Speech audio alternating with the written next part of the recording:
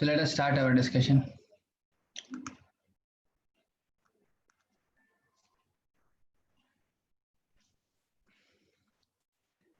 So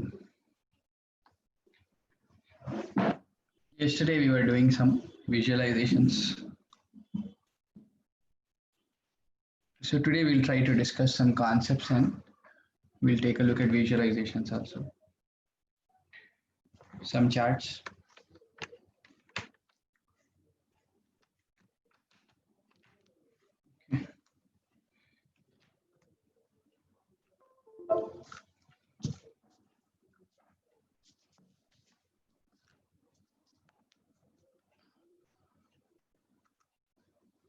Yes, good morning.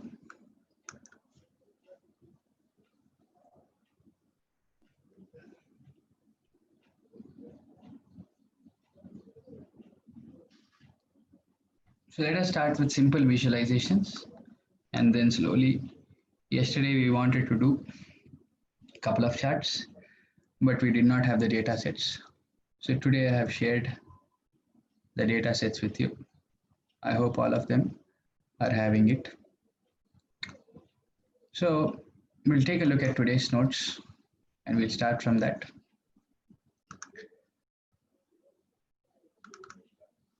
Somewhere here.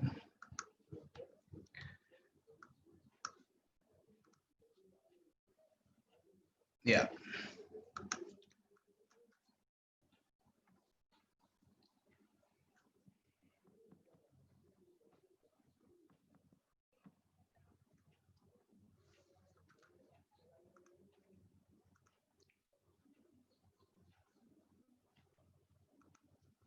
So this was yesterday's portion. What we are left to do. And then we're going to proceed towards today's notes. I have them open. So we're going to start off from the bottom. Let's take a look at your bubble chart. So how are you going to create a bubble chart is connect to your sample superstore dataset.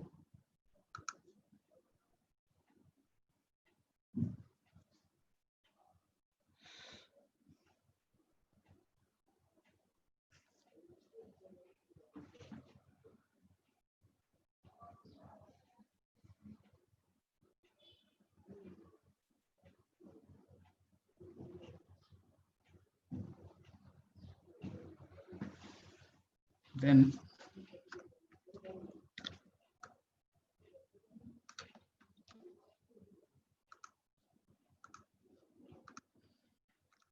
drag your profit onto your row shelf.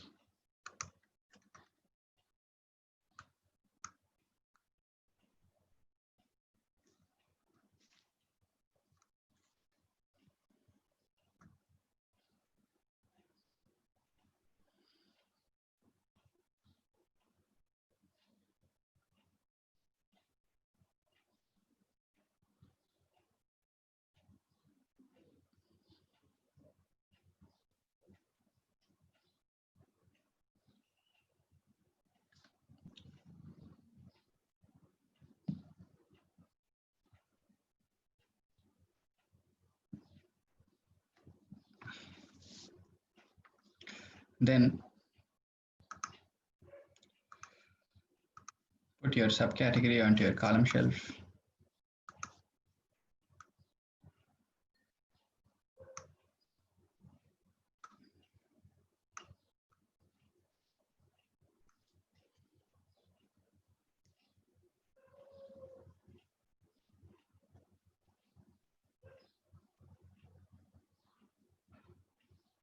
Then you can simply go to your show me panel.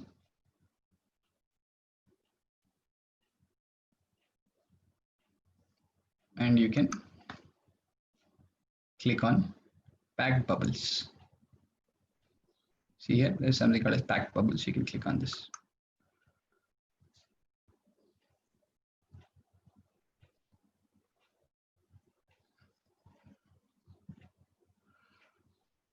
So you can again hide your show me panel.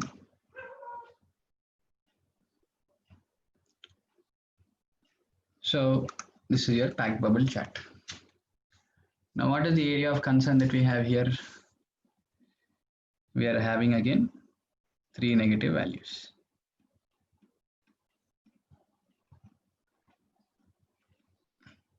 So why are you having 3 negative values here? Because you cannot have circle with negative area. 3 of my subcategories are making negative profits.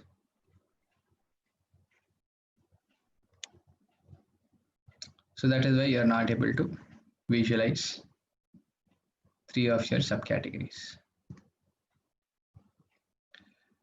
So what is the recourse to this problem?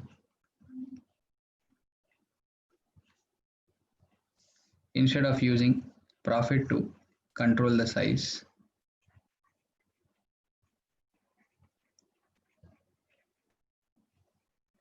I can use my sales to control the size.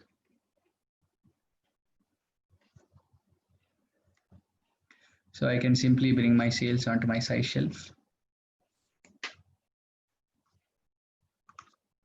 So what is that I'm going to do? Bring your sales onto your size shelf.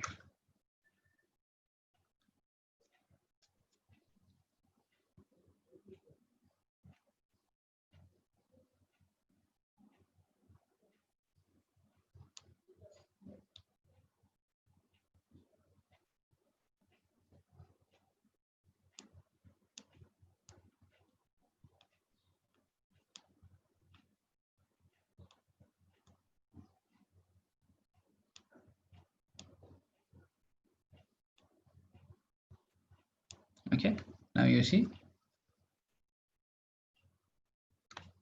your subcategories are able to appear on your screen. So you're controlling your sales by, you're controlling the size by using sales. You're controlling the color by using subcategory. So these are all your subcategories.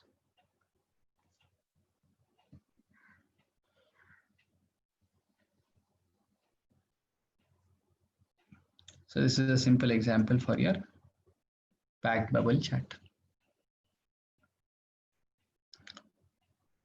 So what more can you do if you want to add title here? Okay, simply double click on this. Okay, and you can add titles.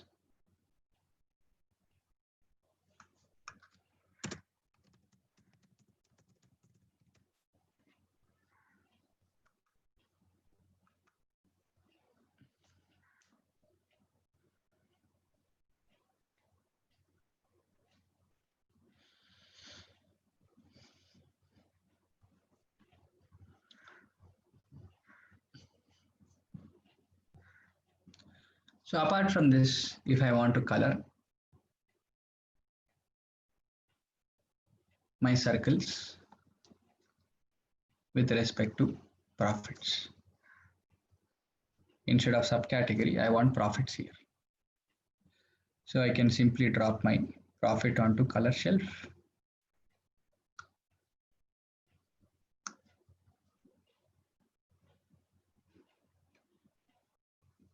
It is going to color with respect to profits.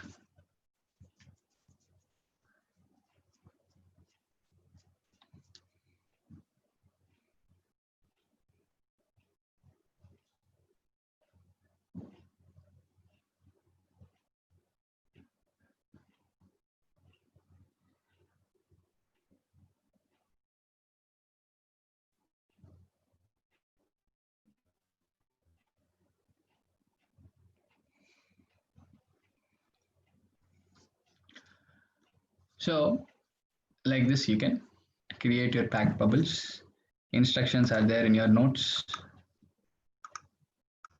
Okay, and drag your profit onto your row shelf, drag your subcategory onto your column shelf, go to your show me panel and select packed bubbles, drag your profit onto color shelf and drag your sales onto your color shelf. Sorry, size shelf. That is how you can create your bubble chart. So now let us proceed to another chart which is known as bullet graph. Okay, so for bullet graph, we have to connect to your coffee chain data source. So coffee chain data source is a file what I've sent you. You would have received in your WhatsApp groups. So click on this plus button, what you see on top. You can select text file.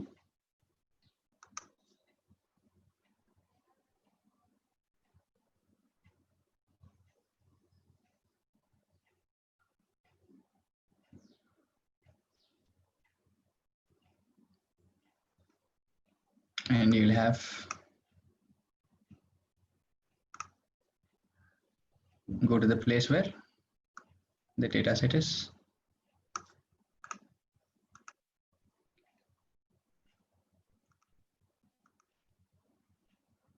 So I have my coffee chain here. Click on open.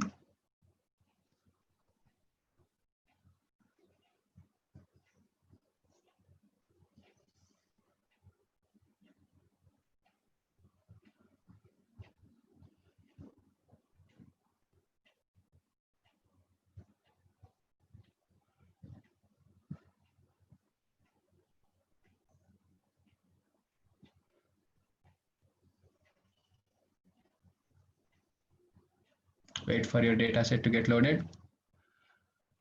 And then you'll be ready.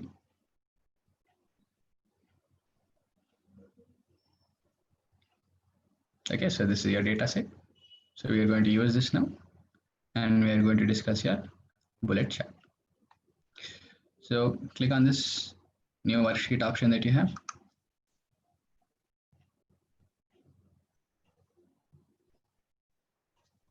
Okay, and you see you're connected to your coffee chain.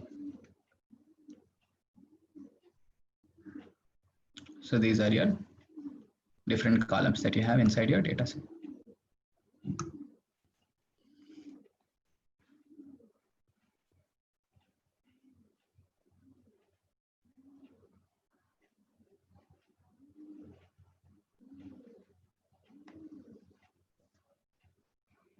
So now what you can do is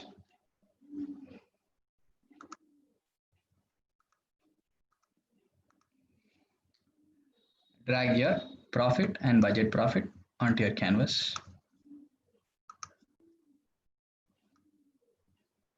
I have my profit.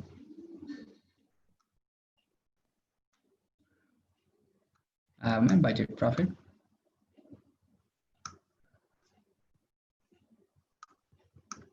Then simply go to your show me panel and select bullet graph. This is your bullet graph.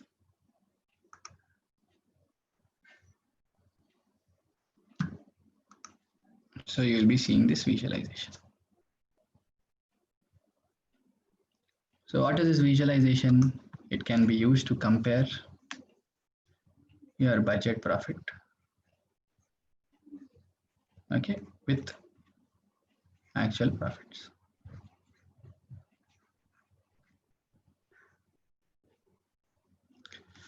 So simply hover your mouse here.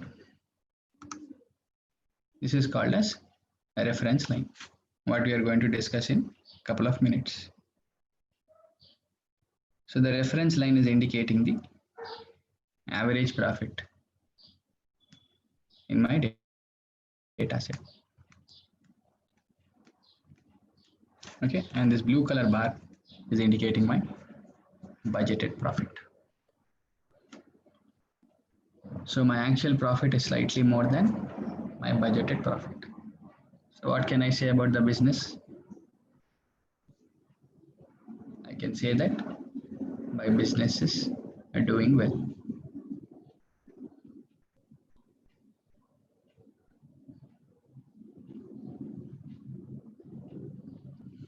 So similarly, now if I want to do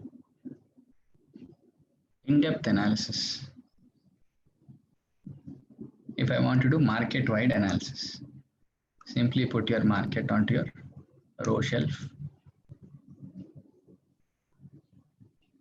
and change this from standard to entire view.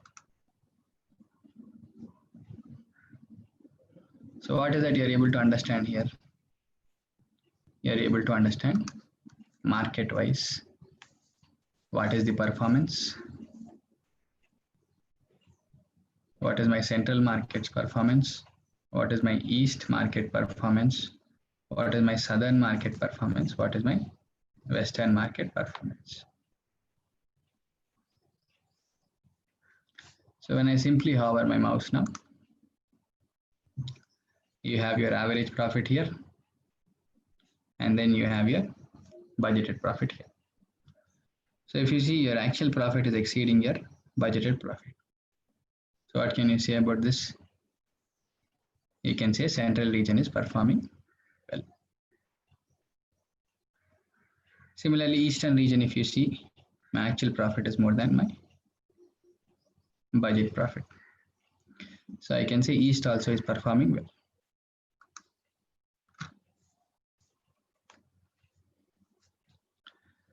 Then I can scroll down here. My south region, if you see, actual profit is this much, but my budgeted profit is this much. So actual profit is less than your budgeted profit, which means southern region is not doing well. It is not meeting your expectations. Similarly, if you look at this western region, this is your actual profit and this is your budgeted profit. So again, in case of western region also, your actual profit is less than your budgeted profit. So that means it is not meeting our expectations. So western region is also not performing well.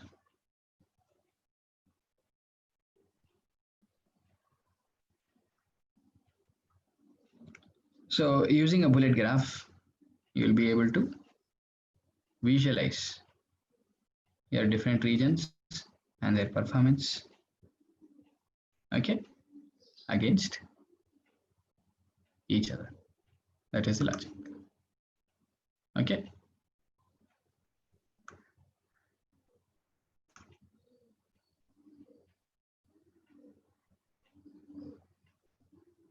Budget profit means your predicted profit. Actual profit means your actual profit. Okay, this line is nothing but it is my actual profit. The blue color bar is nothing but my predicted profit. I predicted 90,000, but my actual profit is 93,852.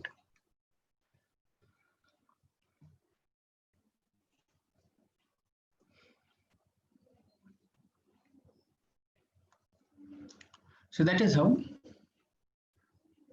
you can use this bullet graph for comparison between your actual profit and budget profits.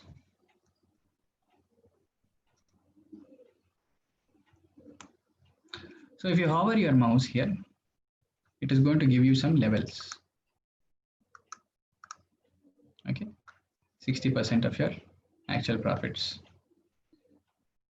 This is 80% level of your actual profits. So that level of detail can also be viewed in your visualization.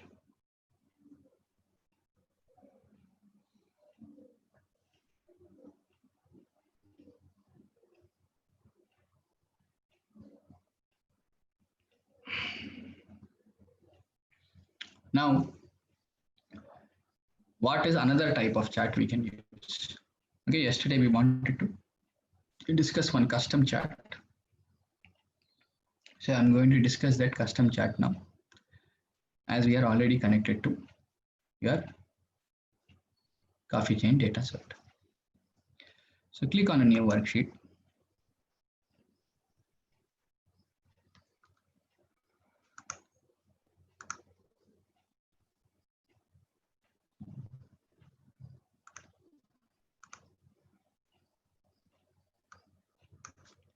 So we are going to put your profits and budget profit onto column shelf.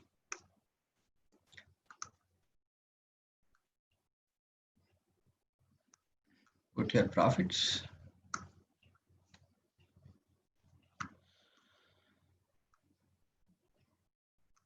Okay, put your budget profit onto your column shelf. Then put your state onto your column shelf.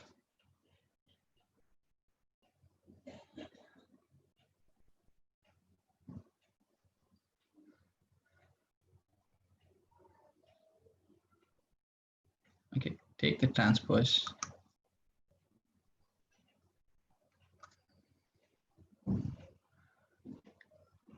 Now what is that I'm going to do is, I'm going to right click on my profits and I'm going to edit axis.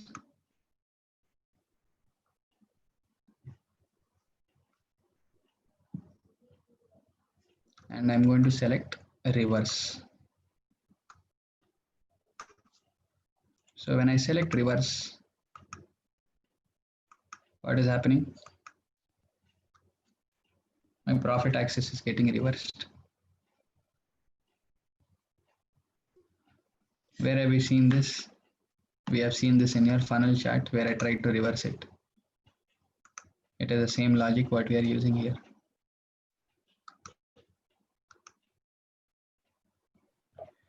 So now what is it I'm going to do is, I'm going to go to analysis. Okay, follow closely what we are doing here.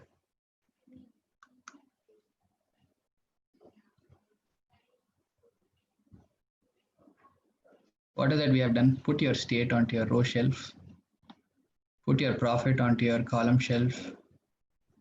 Put your budget profit next to your profit onto your column shelf.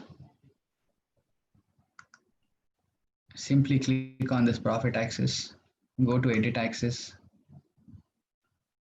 Initially you will have it this way, but I want you to reverse this axis. Click on reverse. And then you're going to go to analysis, create calculated field.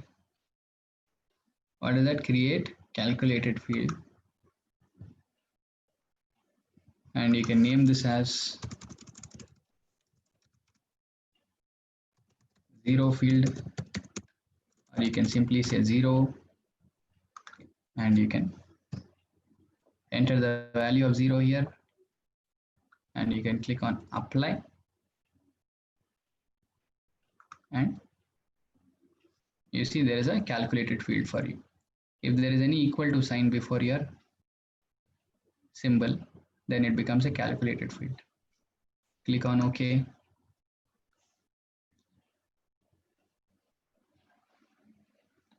So now what is it you're going to do is, you're going to drop your zero calculated field between your sum of profits and sum of budget profits.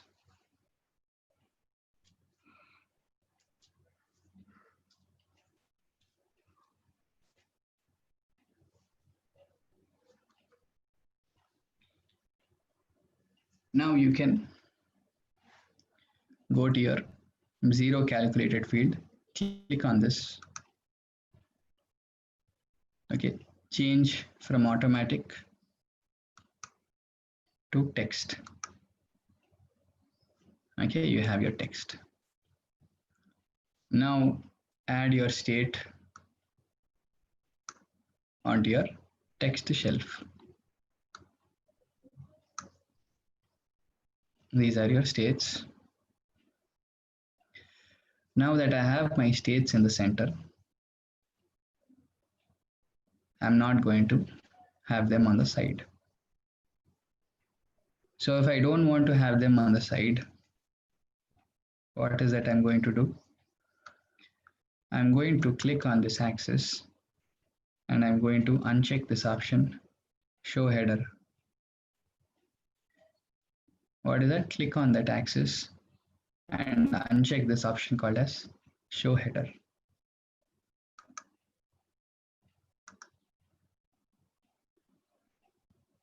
Okay, uncheck your option, show header.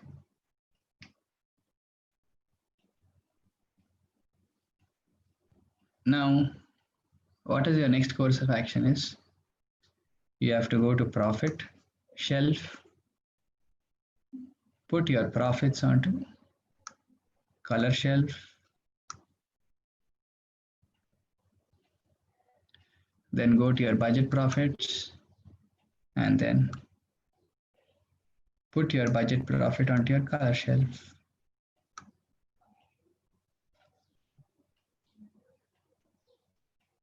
Now you can go to your budget profit shelf, go to edit colors, and you can simply select whichever color you want. You can select that, click on OK, and you're going to get your chart.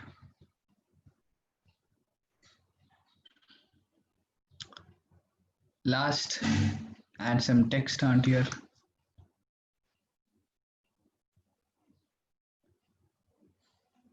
visualization, and now you can compare. For California, this is my budget profit. Sorry, this is my actual profit. This is my profit. So actual profit is greater than budget profit. So California is doing well. Similarly, in New Mexico, your actual profit is less than budget profit. So it is not doing well. Okay, Ohio, again, your actual profit is less than budget profit. So it is not doing well. Similarly, Oklahoma and all. New Hampshire also, same case. So that is how you can compare your two states, their actual and budget profits.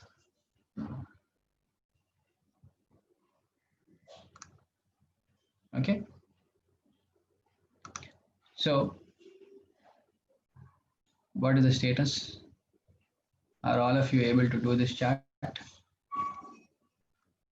We have to go to analysis, and you have to select calculated field, create calculated field, and you can give it any name that you want, and you have to enter the value of 0 here.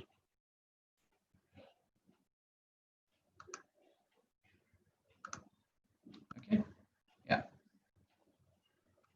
So simple, go to analysis, go to create calculated field. Okay, give it z-axis, some name you can give, enter the value of 0, it will show calculation is valid, click on apply and click on OK. You will have your z-axis.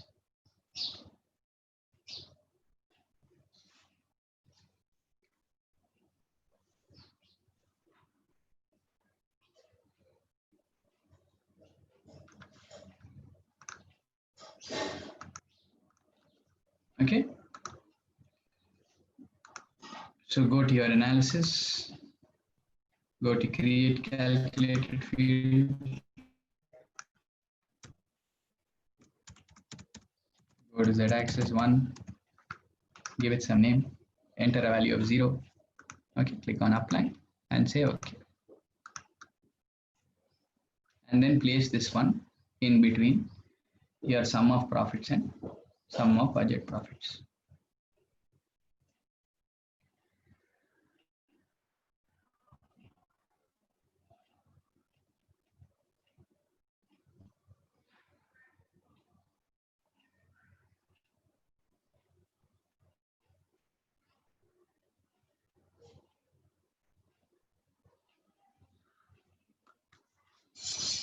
So this is how you can create your custom chart. You can call this as a butterfly chart, and you can do your analysis. So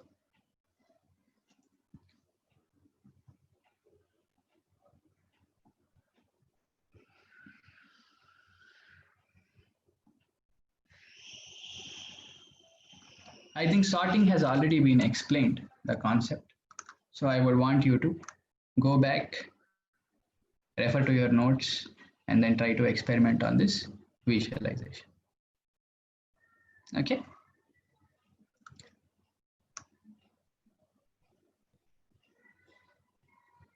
Onto color shelf, you will be able to put, okay, you have to go to profit. This is one shelf where you have to put your profit onto this shelf and then come to budget profit, and then you can put your budget profit onto color shelf. You have to select two options here, one for profit, one for budget profit. Okay. So try, practice, you will be able to understand how we are able to do this chart. Okay, so for text, what have we done? Simply go to your zero shelf. First convert this from automatic. Okay, you have to convert it to text. Then you are supposed to add your state on your text shelf. Okay, yeah. Tooltip we have discussed in the earlier sessions. If you want to see any other measure on your visualization, you can make use of tooltip. Okay, so if you hover your mouse, if you want to see any other measure on this visualization, you can make use of your tooltip. Okay, yeah.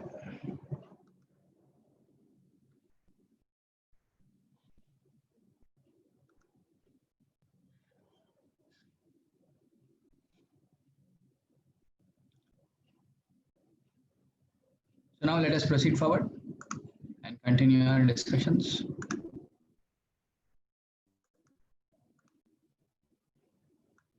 you can read through the instructions which are there and you'll be able to create your bullet chart in a straightforward manner. Okay, so just 1 second.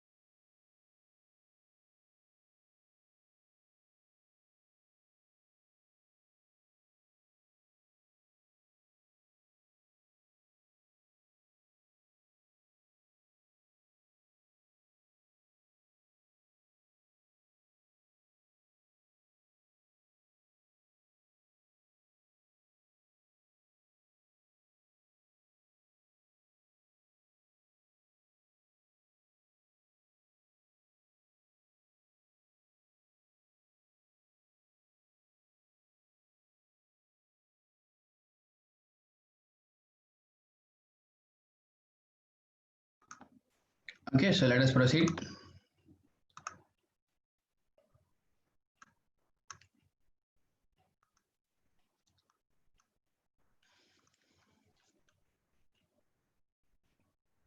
So what is that we are going to discuss is, we are going to discuss some chart called as box plot. So box plot is one type of chart that you can use to understand your data distribution.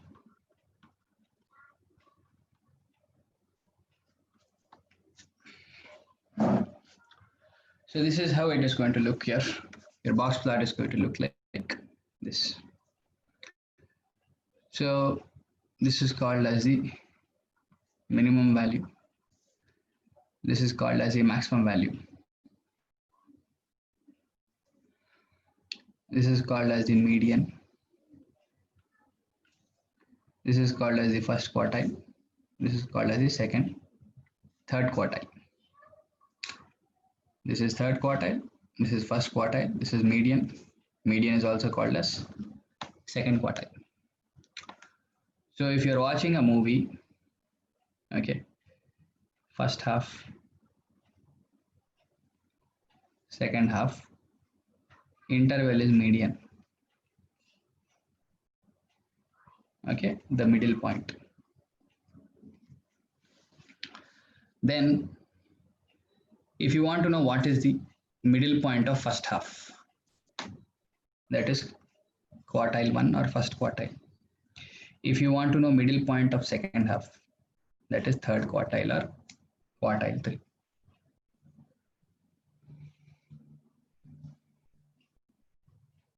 So this chart is going to give me information about 5 points.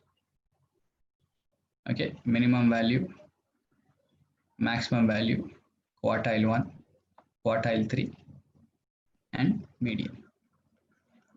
So you can also call it as a 5-point chart. So it will help you understand what is the minimum value in your data set, what is the maximum value in your data set. Okay, and what is the median of your data set, middle point, what is the first quartile, what is the third quartile. First quartile is going to consist of 25% of your data. Median is going to have this box, is going to have 50% of your data. These are the 50% values. Okay, these are the other 25% values. 25 plus 50, 100. Sorry, 25 plus 50, 75, plus 25 is 100.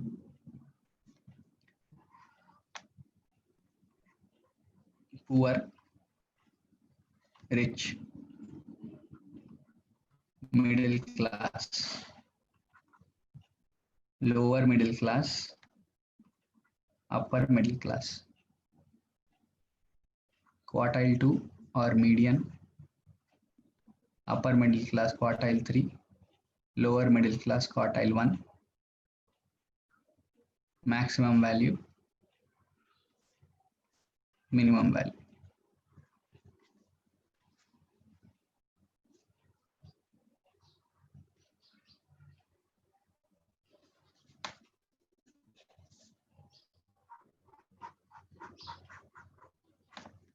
This is your box plot. The same thing I have just rotated clockwise.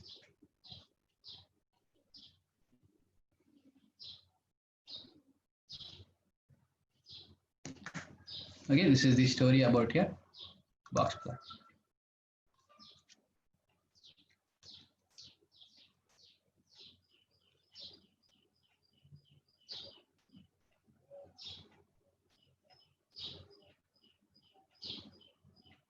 So now how can you create this box plot? So I'm going to erase whatever we have written down here, and then we are going to proceed forward.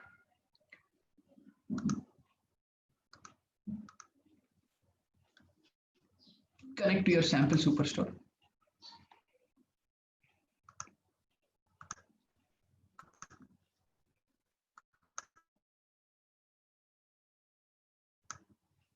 So we want to see what is the discount being offered across different regions and different segments.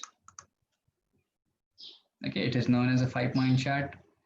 Quartile 1 is also known as lower quartile or lower hinge. Quartile 3 is also known as quartile or upper hinge. From minimum to lower hinge or lower quartile, 25 percentile of your data is concentrated. From minimum to upper hinge, 75 percentile of your data is concentrated. So all these nodes, whatever we have discussed, you will be able to see. Okay. And one more thing is,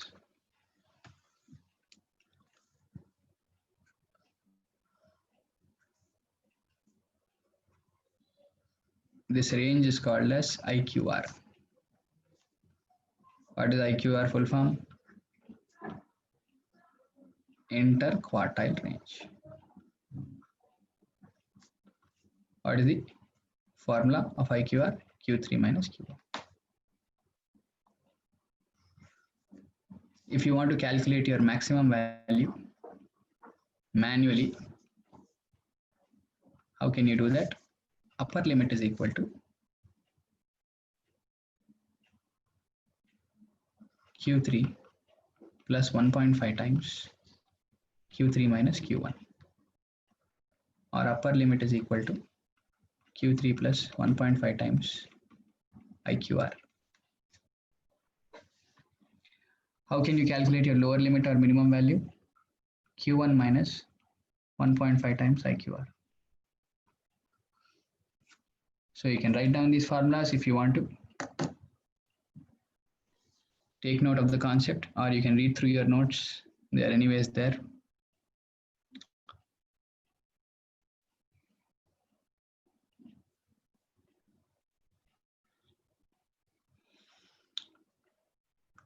So now let us proceed forward. And what is the question we are trying to answer here? What is the discount that is being offered across different regions and sectors?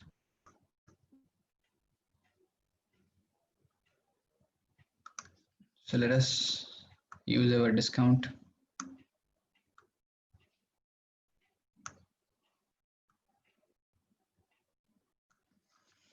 Put it on your row shelf. Now I don't want sum of discount. I'm going to use average discount. So right click and select. Go to measure, select average. So you have average discount here. Now if I want to convert my discount into percentages, how can I convert my discount into percentages? I can simply right click here and select format. Okay, and then I can go to fields, select average discount, and then you can select axis. Under axis, go to scale. Under scale, go to numbers. Okay, here you have to select percentages. See, automatically your percentages have appeared here. I don't want any decimal places, so I can remove them, and I can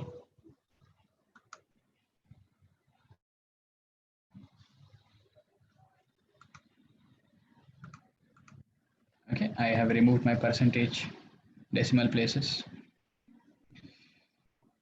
I can come out of it and I can simply close this option.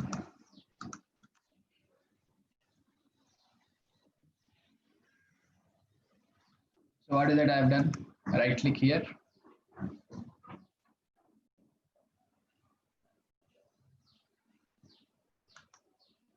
Go to format. Select your fields, average discount. Go to axis. Under axis, you have to go to numbers, and then here you have to select percentages.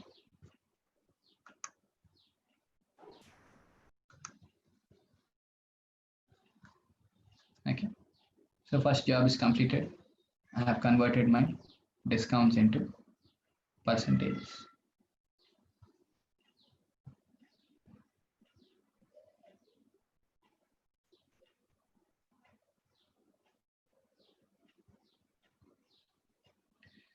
Next, what is that I'm going to do is I'm going to bring my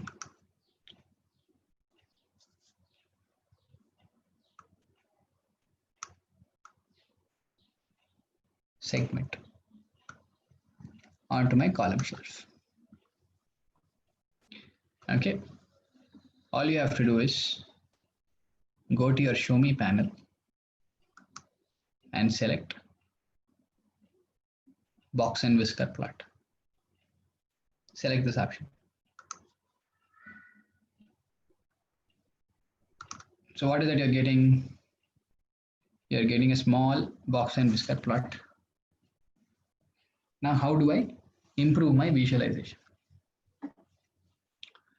So I can simply go to segment, okay, and I can drop my segment onto your column shelf.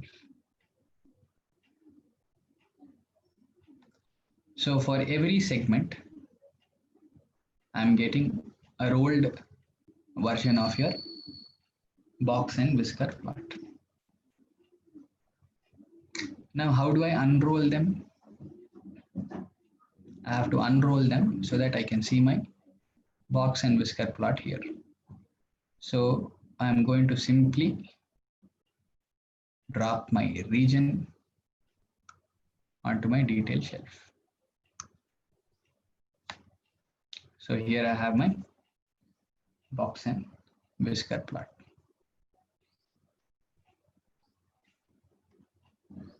So if I hover my mouse here, it is a 5-point chart like we discussed. Okay, upper whisker is nothing but your maximum value 25%. Lower whisker is nothing but your minimum value 11%. Upper hinge is nothing but quartile 3, 20%. Lower hinge is nothing but quartile 1, 12%. Median is nothing but 14%. That is the discount offered by you for consumer segment. Similarly, discount offered by you for corporate segment, these are the values. Upper whisker is 24%, lower whisker is 11%, upper hinges, upper quartile 20%, lower hinges, lower quartile, and median is 15%. So this is the discount offered by you in your corporate segment. What is the maximum discount you have offered? What is the minimum discount you have offered? All those analysis you can do. Okay, how did I improve my? Okay, I will do it again. How to get back? Mistake, I pressed something and my dimension measure panel deleted. How can I get back?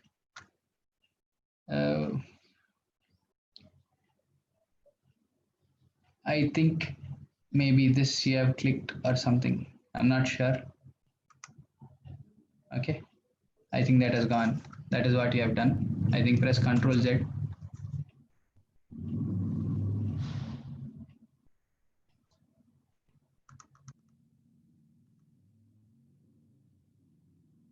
Ctrl Z is not working. So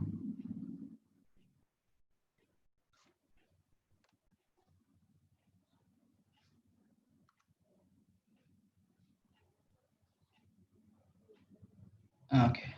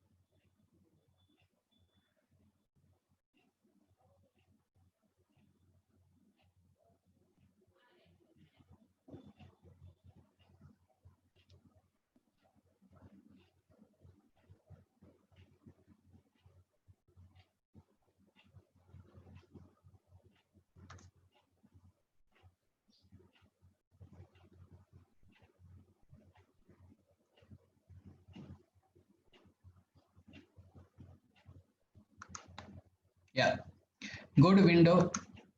Okay, show sidebar. Use this option and you'll be able to get back. Okay, window, show sidebar. Yeah.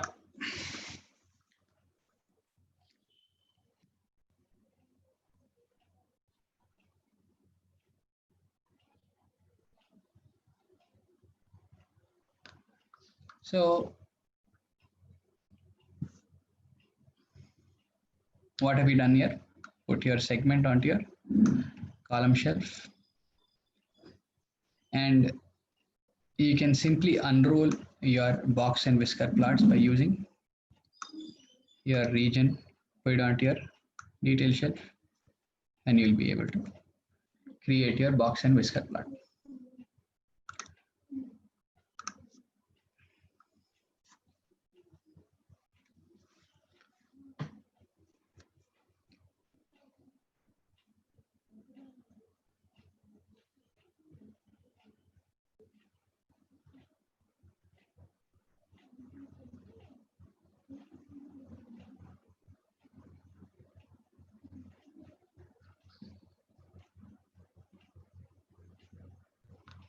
So now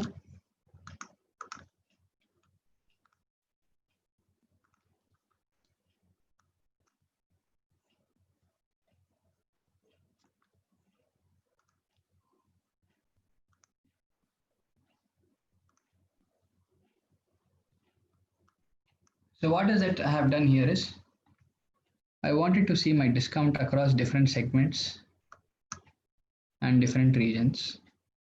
So first I have placed my discount on my row shelf. I have selected my average option, and then I went to format and I changed my numbers to percentages. Okay, I brought it down to 0, and then I have placed my segment onto your column shelf.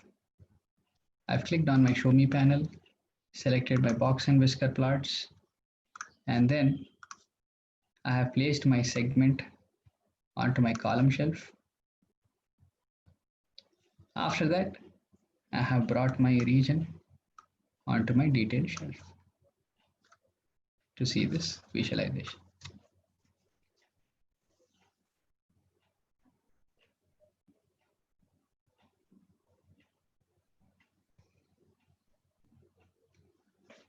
Now what is it I can do here is, if I bring my region onto my column shelf, what is it I've done? My region was here. I'm simply bringing it here. Okay, and I go to analysis and I uncheck this option.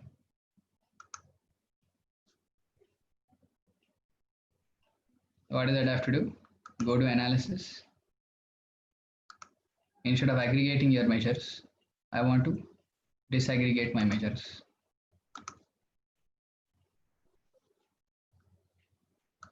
So what are these values which are lying outside the range of your box and whisker plot? These are called as outliers.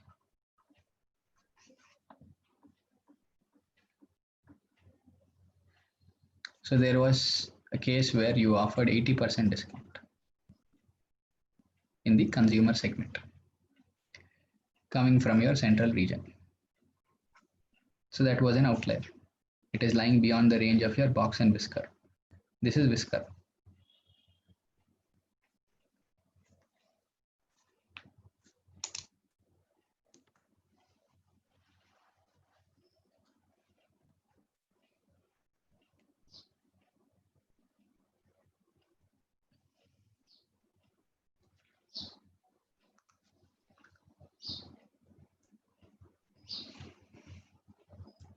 So this is the concept of your box and whisker plot.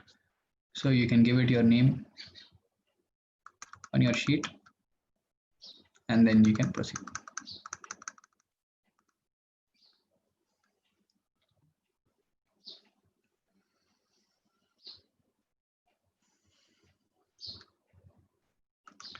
So let us proceed.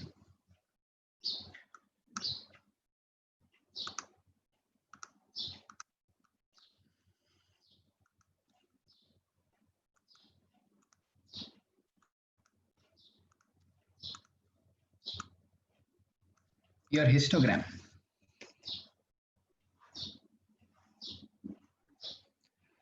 So what is that? Your histogram. It will help you understand your distributive analysis of your data. How is your data distributed? You can get a better understanding when you create your histogram. So how can you create your histogram?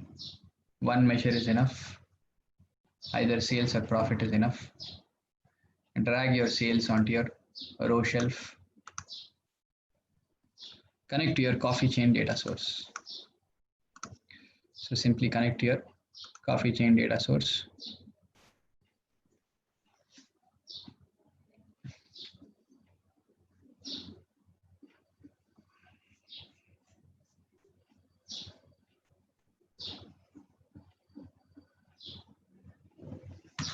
So now what is it you're going to do is put your sales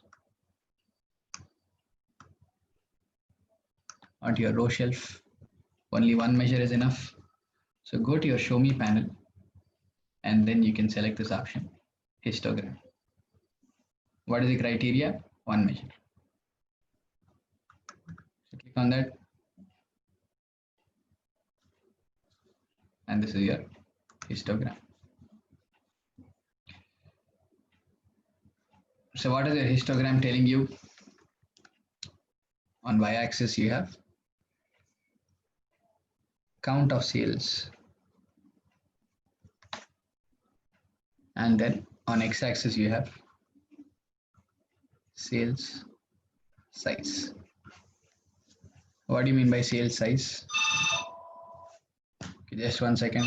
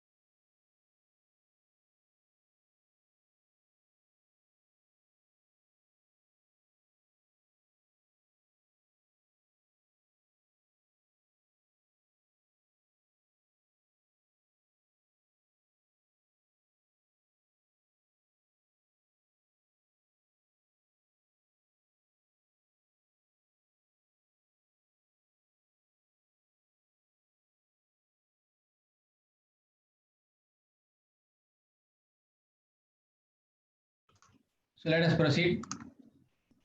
Okay.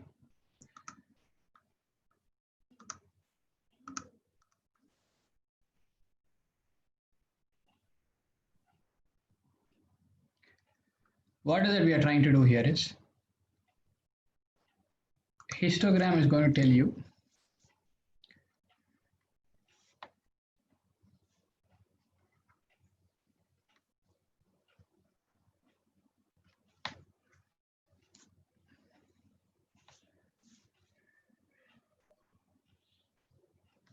if this is my diabetes, okay, and this is my count. Okay, it is going to give me how many people have diabetes in the range of 0 to 100. Next, how many people have diabetes in the range of 100 to 150? How many people have diabetes in the range of 150 to 200? That is what you mean by these bins. These are nothing but range of values for which how many observations you have. That is what your histogram is going to tell.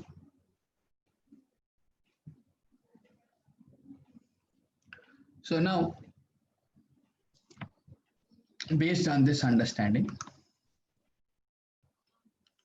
what is that you can do? Is there any possibility I can change my bin size? So when you right click here on sales bin, okay, and if you say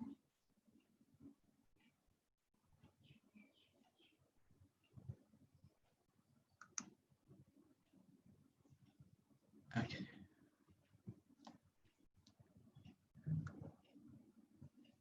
I think yeah, you can go to your sales bin here and you can say edit.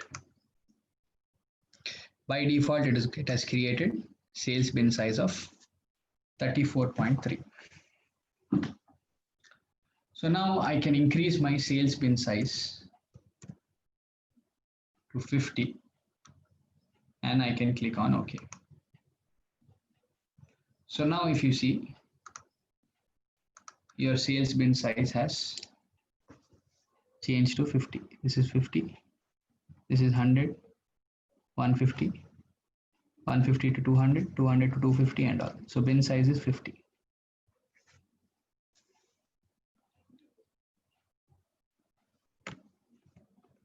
Then I can also change my bin size to 100.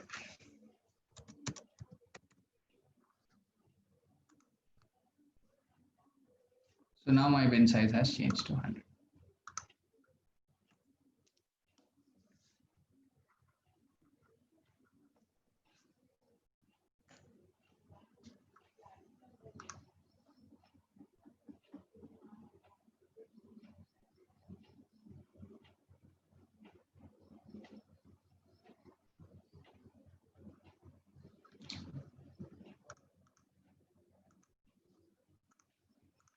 So one measure is enough, sales is enough, or profit is enough. Okay, drag your sales onto your row shelf. Tableau will create by default a sales bin size of 34.3. If you want to manually change the bin size, then you can go to sales measure and click on create bin size with a size of 60. You can do that. So if you want to create a bin, simply go to sales,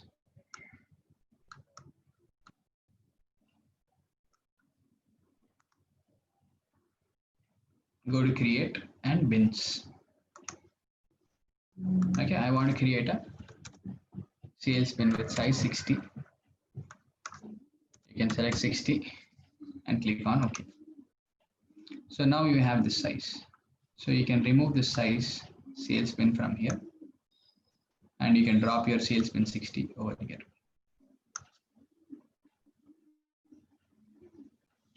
So now how do I make it look like a histogram here? I can simply go to my size shelf and I can increase the size.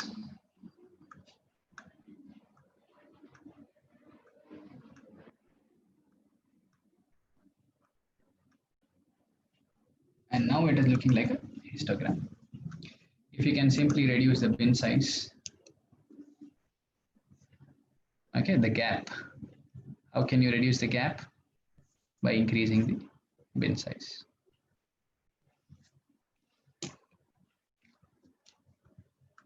Now this is your bin size of 60 you have. So that is how you can change your bin sizes and you can understand how your data is distributed in your underlying data set.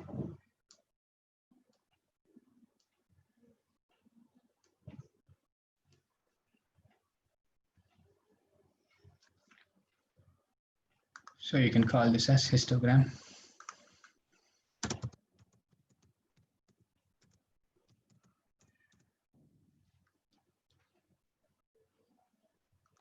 Now let us proceed to your next visualization.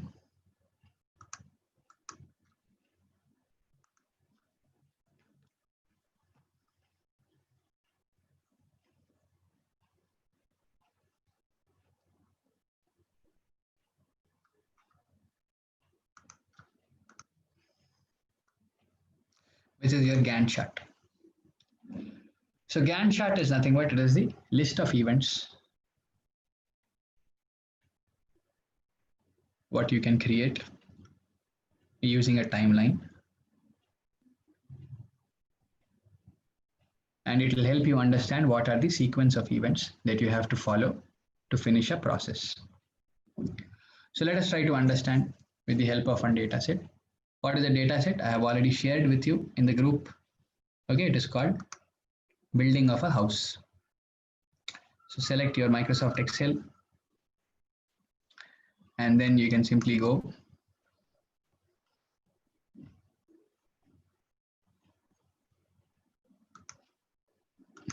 you can select build a house, select open.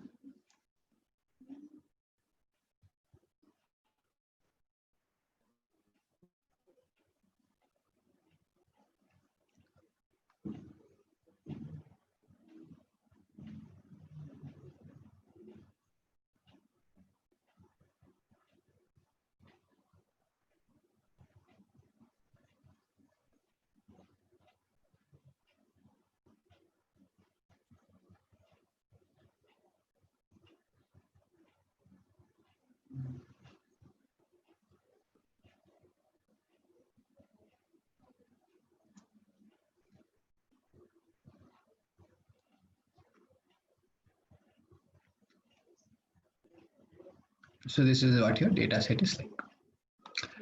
Now go to your new worksheet, what you have created. Now follow the instructions and you'll be able to create your Gantt chart. So what are the instructions that you have to follow? Bring your category onto your row shelf. I have my category onto my row shelf. Okay. Now bring your start date onto column shelf.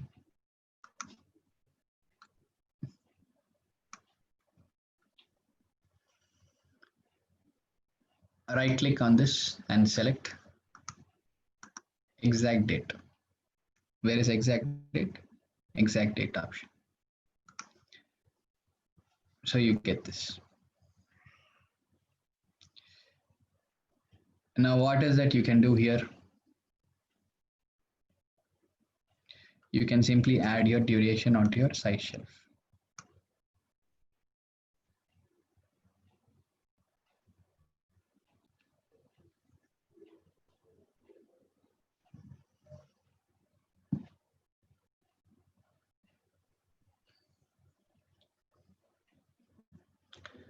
Okay, and then I'm going to sort my category. Right click and select sort. Okay, now select by field. And what is that you're going to select here? Start date. And then you're going to select minimum. So what is that you're getting? You're getting a sequence of events.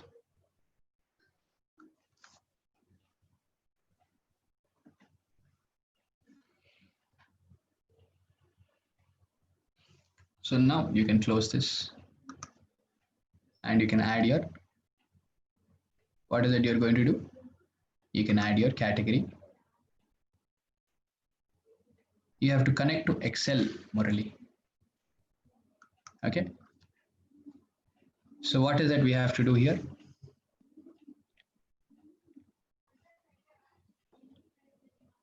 We can add your category onto your color shelf. So what are the activities? Foundation, walls, followed by roofing, then windows and doors, and electric works, plumbing, and then painting and flooring. These are the sequence of events what you're supposed to follow.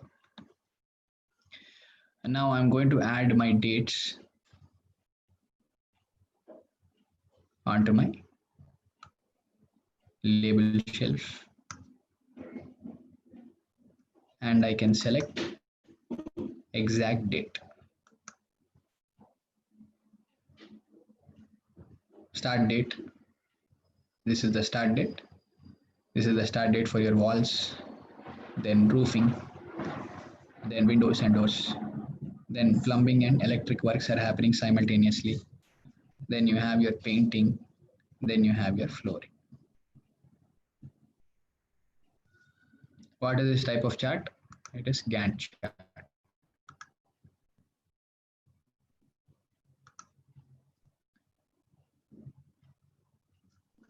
These are the sequence of events that you have to follow when you are going to build a house. That is the logic, what this is telling us.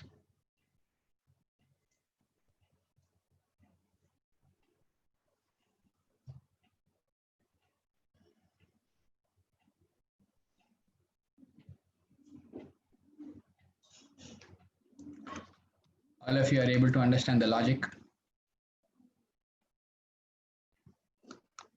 So we have placed here start date onto your label shelf, and then you have to select exact date. Then only these things are going to appear. If I don't press my exact date, then these things are not going to appear. Okay. Now I have to press my exact date.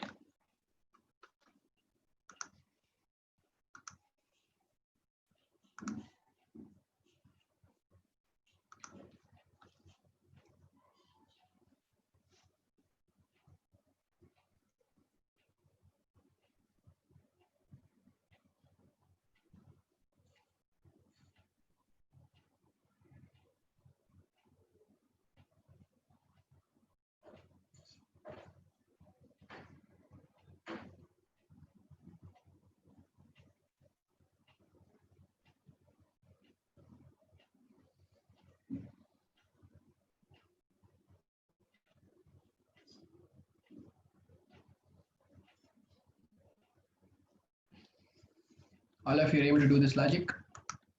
Gantt chart. So you can select your entire view and you will be able to visualize this.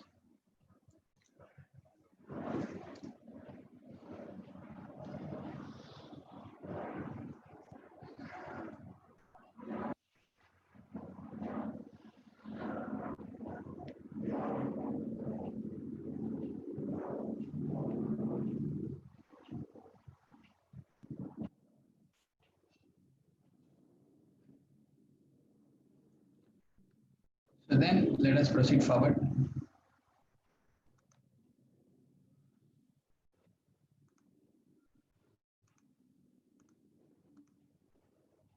In understanding what is our scatter plot. So scatter plot is going to help us understand the relationship between two variables. So connect to your sample superstore.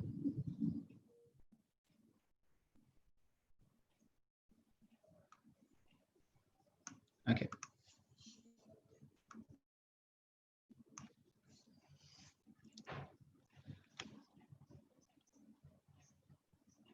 Now what is that I'm going to do is I'm going to bring my profits onto my row shelf, and I'm going to bring my sales onto my column shelf.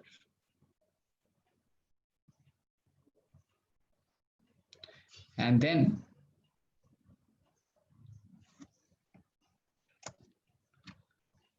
I'm going to go to analysis and I'm going to select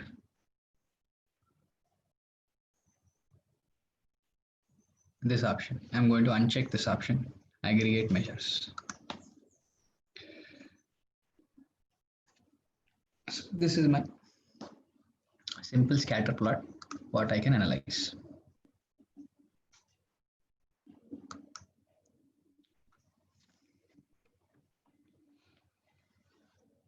So what is that I can do here is, if I want to analyze this, I'm going to split it into only positive values. So I'm going to go to edit axis, and then I'm going to select fixed, and I'm going to select 0 here. So what is it going to do for me? It is going to start everything from 0. Only positive values I'm going to consider.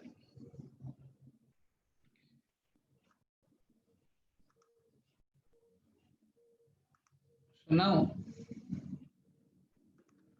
what is the scatter plot between my profits and sales telling me? I have my profits, I have my sales here. This is how my scatter plot is looking like. So when I have my scatter plot in this manner, I can say that there is positive correlation, okay, between my profits and sales.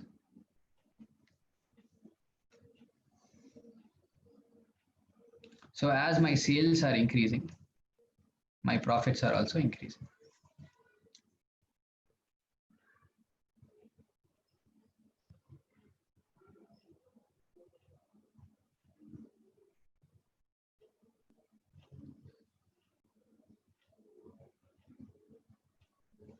So I can simply understand that if my sales are increasing, my profits are also going to increase because they have a positive correlation between them.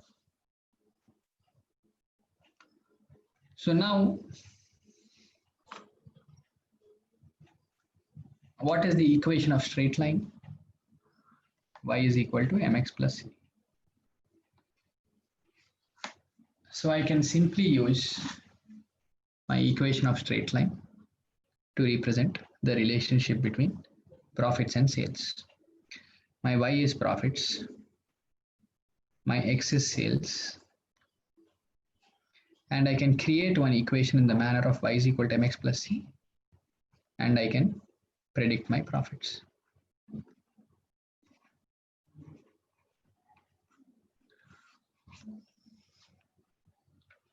So can Tableau give me that equation?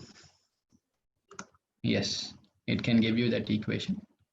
How are you going to get that equation is right click and you can select trend lines. You can say show trend lines. And this is the equation, what you have. When you hover your mouse, this is that equation. Profit is equal to 0.180067 into sales minus 12.7329. Your R square value is 0.229403. What do you mean by R square value is how good is your model? How good is your equation? R square value will lie in the range of 0 to 1. If the value is greater than 0.6 or 0.7, you can say the model is good or the equation is good, which can be used for estimating the value of profits. Now your R square is only 0.22. So that equation is not great for you to establish the relationship between your profits and sales. So I have different options here that I can explore. What are those options? I can say edit all trend lines. When I say edit all trend lines, it is going to give me these options. I can use my logarithmic equation, which will be like this. I can use my exponential equation. I can use my power equation. I can use my polynomial equation.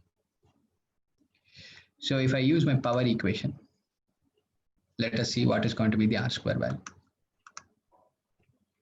R square has gone up to 0.78. So that means your power equation is a better equation compared to y is equal to mx plus c to represent the relationship between your profit and sales.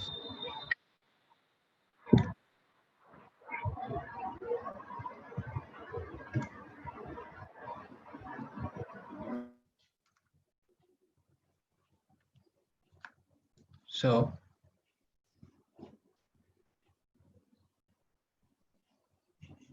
I can use my power equation and I can simply predict the value of profits instead of using the equation of a straight line, because the R-square value for my equation is better. That is how you can analyze the correlation between your sales and profit.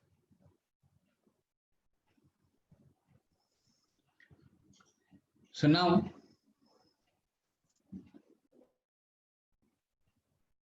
I can simply go back and I can say linear type, click on OK, and I can add some category onto my color shelf.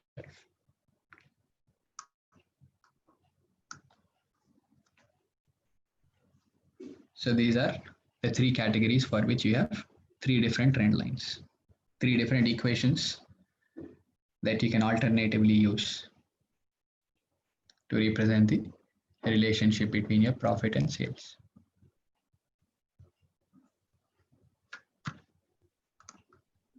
Okay. So what is that we have done? Simply, I have dropped my category onto your color shelf.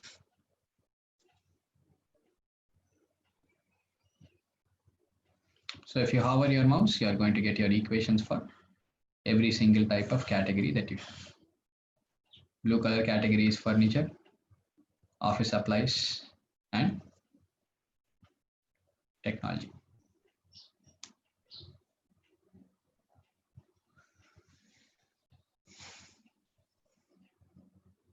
So this is called as your scatter plot.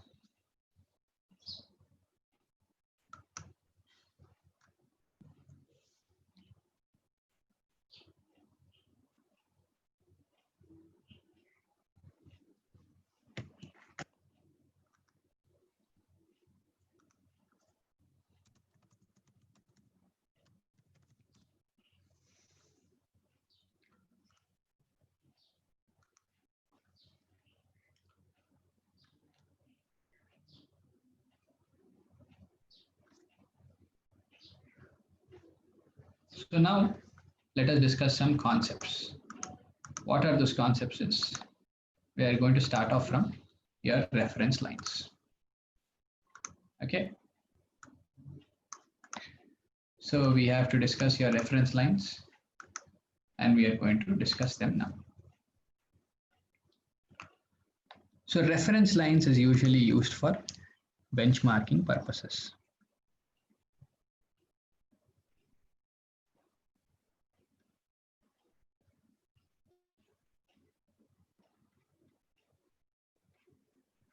So benchmarking, if you want to compare your subcategory with some value, if you want to see that your subcategory has it achieved average sales or not. If it has achieved average sales, then it is performing well. If it has not achieved average sales, then it is not performing well. So you can understand the performance of your subcategories by simply using the concept of your reference lines. So it is basically used for benchmarking analysis. So let us try to understand that with the help of one example. What is that example is? Bring your subcategories onto your row shelf.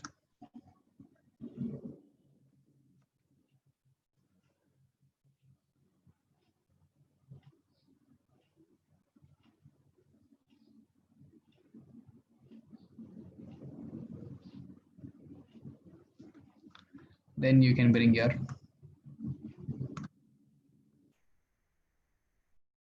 let's put it on your column shelf, and then bring your sales onto your row shelf.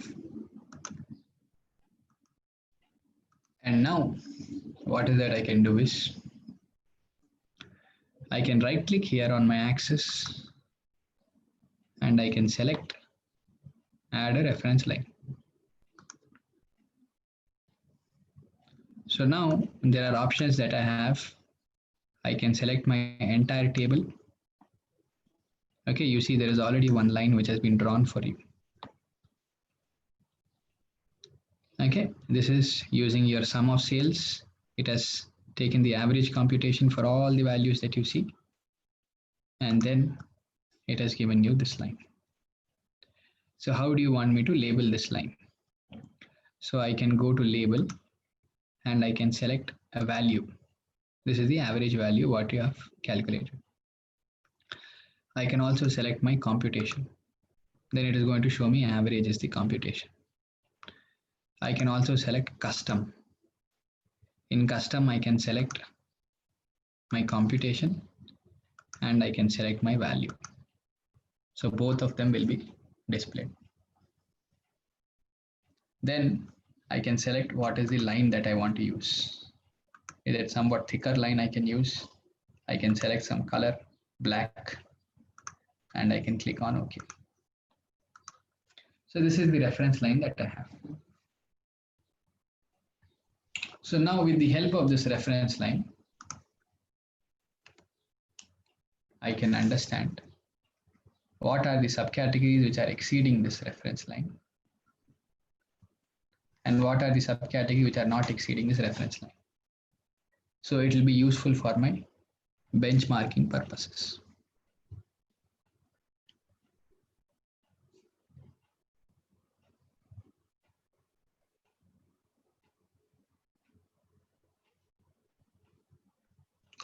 So this is one example of your reference lines. What is another example that you can do? Another example is right click and select edit reference line. Okay, instead of average, I can select maximum value. You see the reference line has moved on top. Then I can say OK. So I have phones. That is the subcategory which is making maximum sales.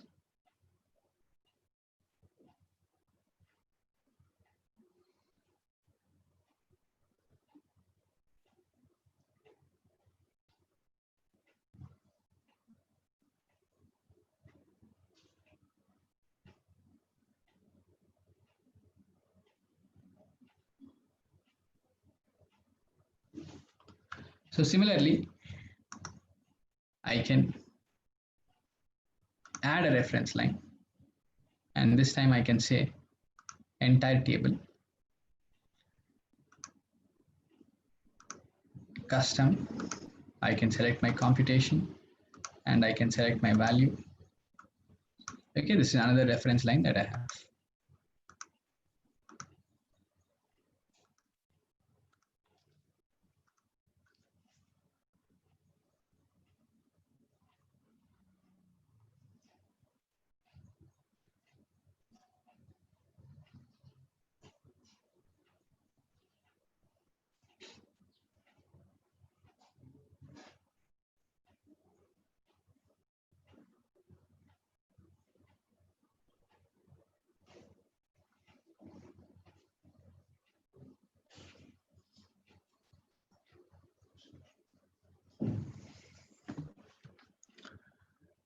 Then what is that I can do here is I can add a reference line for minimum also. Add a reference line and I can select minimum here and I can go to custom, can select entire table here, computation and value.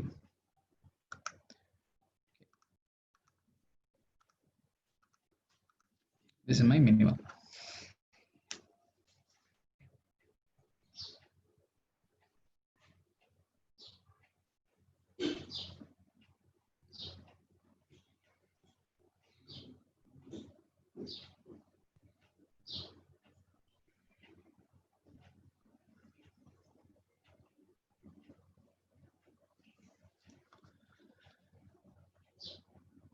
So likewise, what I can do here is I can bring my category onto my column shelf, and instead of adding for the entire table, okay, I can do the same thing for pane wise. So I can go to edit reference line, edit maximum value reference line, and I can select per pane. This is broken down into 3 different categories.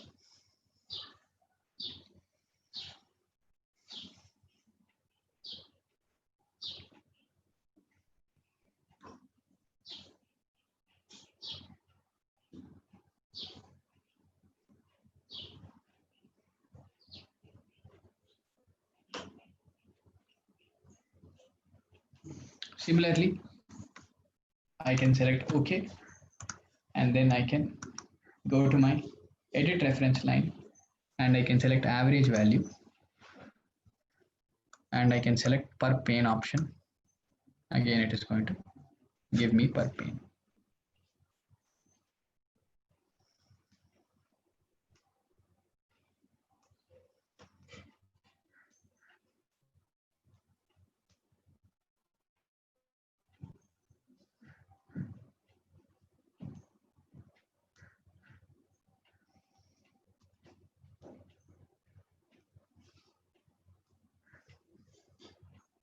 All of you are able to follow what we are doing here.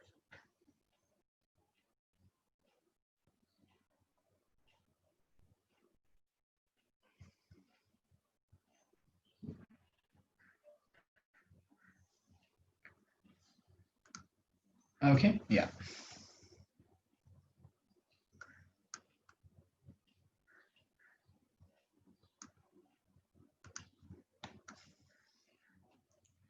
So there is an option called as fill. Okay, you can fill some color. You see, if you say fill below, it has filled with some color. So you can also use these options, fill above. So based on your requirement, you can fill.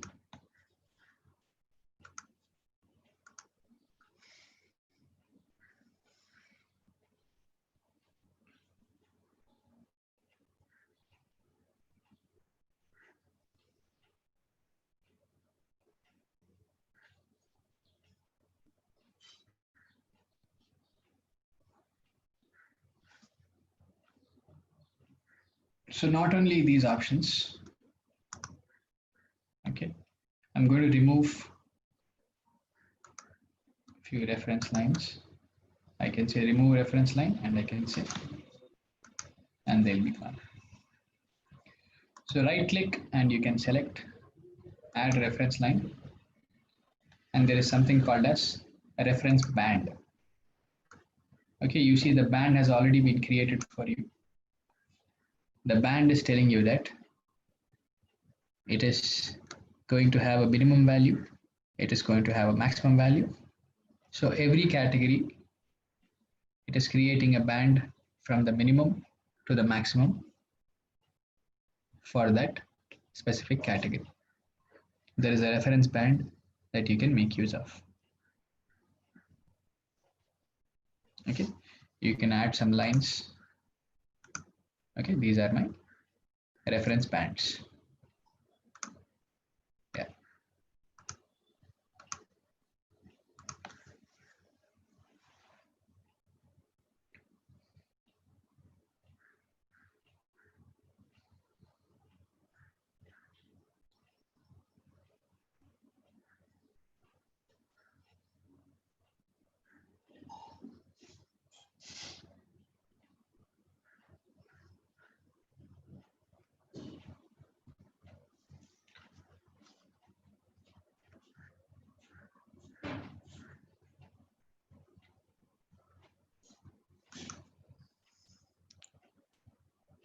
So let us create another worksheet, and then use your sales, use my subcategory. Okay, and now go to add reference lines, and here I can select distribution.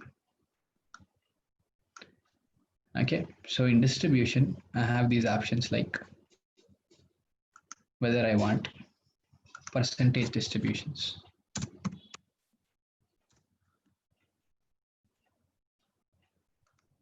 So you see, if I want to see what are my subcategories which have achieved a sale value in the range of 20% of average sales to 80% of average sales, and then I can use something called as distribution.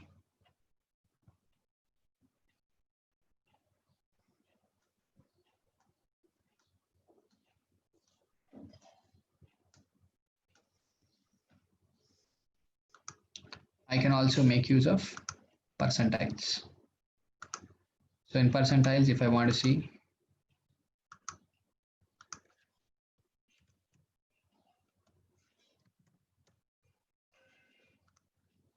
subcategories which have achieved sales in the range of 10 percentile to 90 percentile,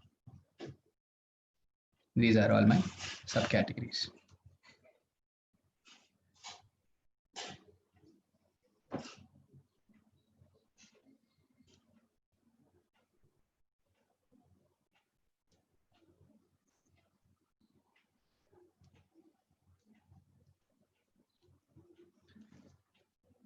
Similarly, I have my quantiles. This you already know. In your box plot, you have seen your lower quartile, median, upper quartile.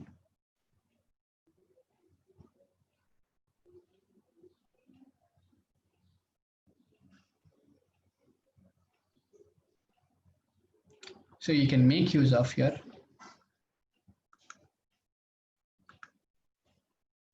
distributions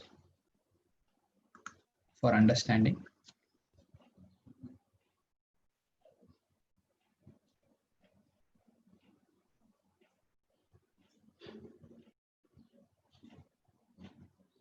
how your data is distributed, what are the subcategories which are falling in the range of lower quartile and median, what are the subcategories which are falling above the range of median and below your upper quartile. So it will be able to help you out in understanding the performance of your subcategories.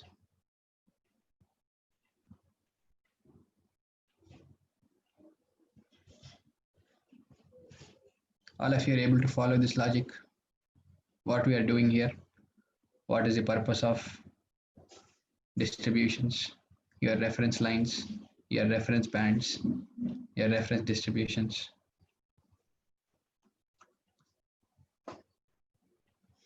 You can add your lines.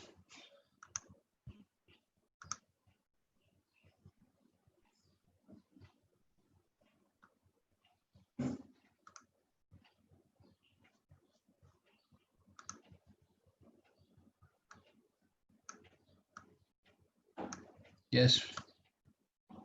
Are you able to follow? Murali, are you able to do this?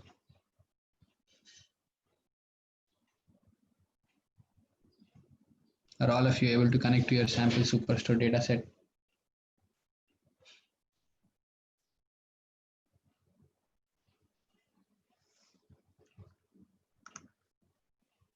Okay. Okay.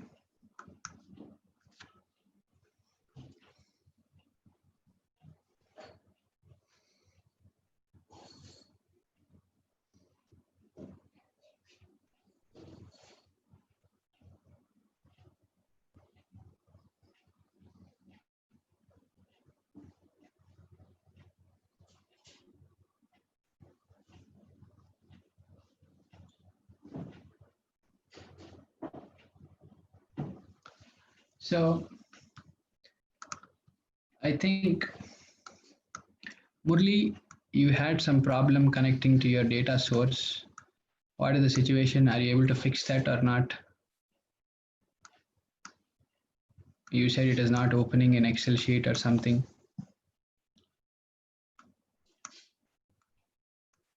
Were you able to connect?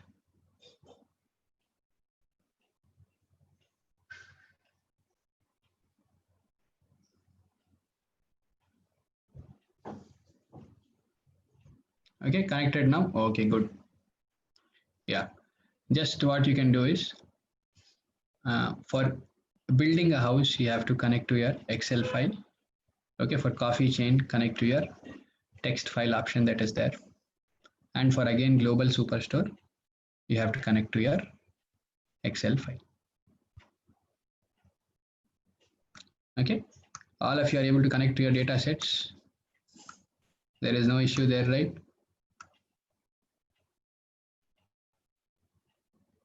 Yes, Mansa, all okay with you? Or is there any? Okay. Okay, Shubham, is everything fine with you?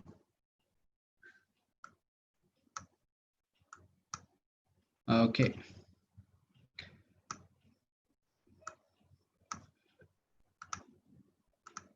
So you can drop me an email. Okay. That is my email. Okay, you can drop me an email. Yeah.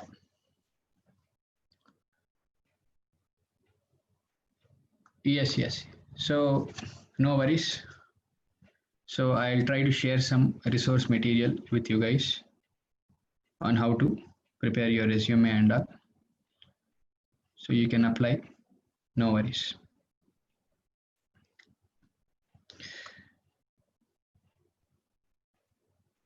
So we'll just start off with forecasting, and then we will see how much we can cover, and then we can continue tomorrow.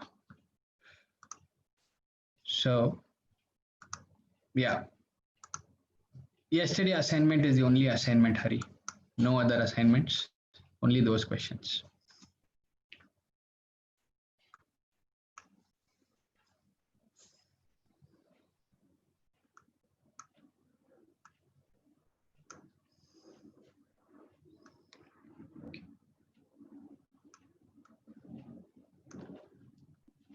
Yeah.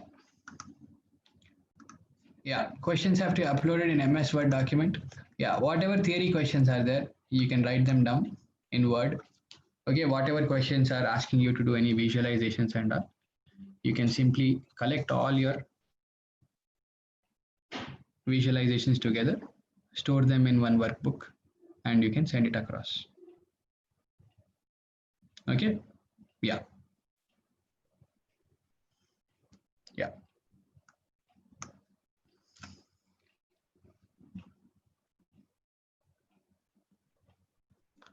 So now I'm going to drill down this order date, and then I'm going to consider my month data. So for forecasting, it is always advisable to use your continuous line chart instead of discrete line chart. So I'm going to convert this into my continuous, okay, line chart. So I have my continuous line chart here. You can add some text. So now what we are going to do is we are going to forecast. So how you can forecast is when you right click here, there is some option called as forecast. You can select show forecast. Okay, you see, it is going to give you some forecast. But now let us try to understand what forecast options are there, and then we'll try to understand these options. So if you see here, this is the window that will open when you say forecast options. And here you have these options: automatic, exactly, and until. So you can select exactly here.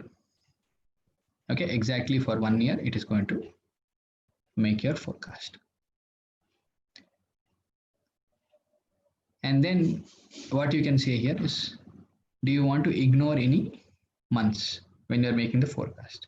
So I will say no, I don't want to ignore any months. And then what can I say? I can say what is your forecast model that you're interested in. So here there is an option that I have. I can set it as automatic. I can set it as automatic without seasonality. I can set it as custom. So if I select custom here, okay, I'm going to get two options. What are those options? I'm going to get trend. Okay, I'm going to get season.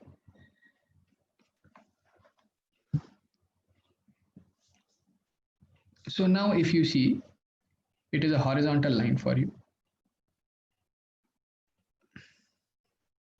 That means there is no trend for you and no seasonality for you. Suppose if I select trend option here. Okay, I will have two options inside trend, additive and multiplicative.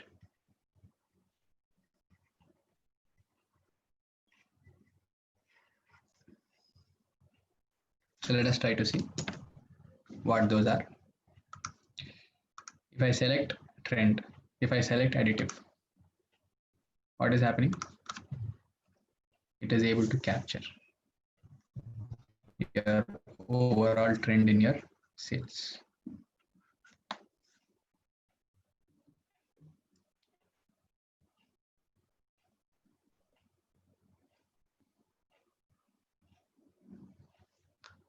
So if I say seasonality, what option you have to do? You have to go to forecast options. Okay, and under options, you have to go to forecast model.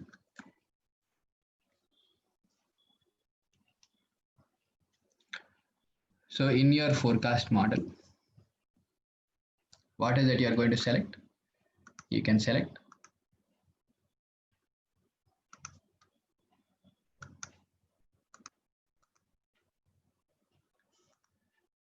right click and select forecast.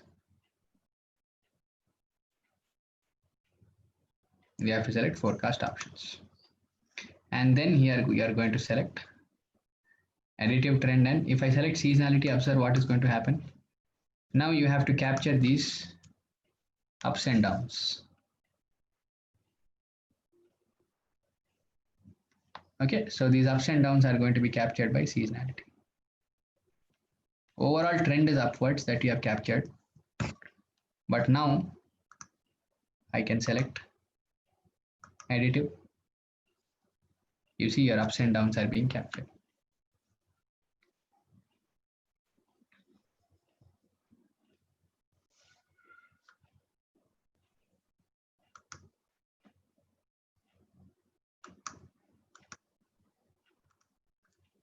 Okay. So now if you see here, your estimated values are starting from January 2018 and they're going up to December 2018. For 1 year, he's making the estimate. So when the trend is upward and when you select additive seasonality, it is meaning that your peaks and bottoms are remaining constant throughout this trend. This is called as additive seasonality. Okay, your bottom and peak of your curve are remaining constant. When you see something like this, what is happening? Your peaks are constantly, bottoms are constantly changing throughout your trend. This is the case for multiplicative seasonality.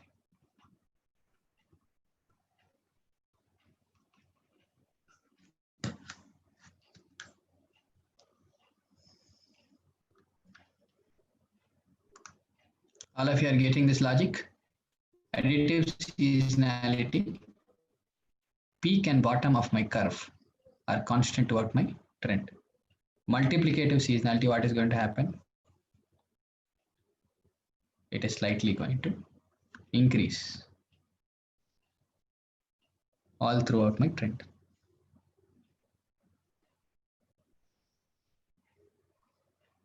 Okay, so we can pause here.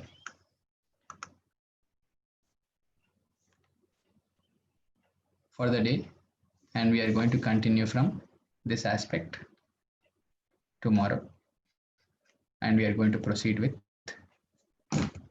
a new concept called as maps. Yeah, how to decide, that we'll discuss tomorrow. Okay, apart from your forecasting options, you also have something called as describe forecast. So we'll try to explore what is describe forecast, and then we are going to understand which model is better, additive seasonality model is better or multiplicative seasonality model. All those things you are going to understand. Okay, so with that, we can break for the day here, and we can take up our discussion tomorrow again, and I will share some files. You'll be able to get them, and we can practice. Okay, yeah. So till then, take care everyone, and I will see you all again tomorrow. Okay, bye, and thanks for your time.